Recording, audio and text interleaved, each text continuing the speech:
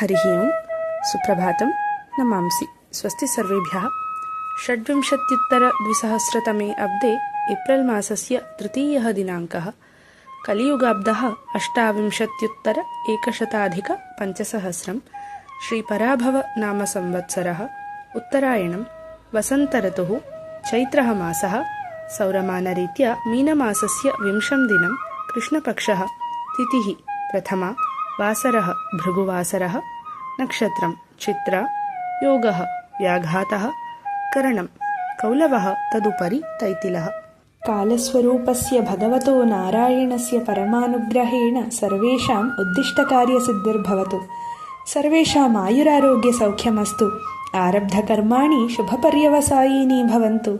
सत्सङ्गप्राप्तिरस्तु।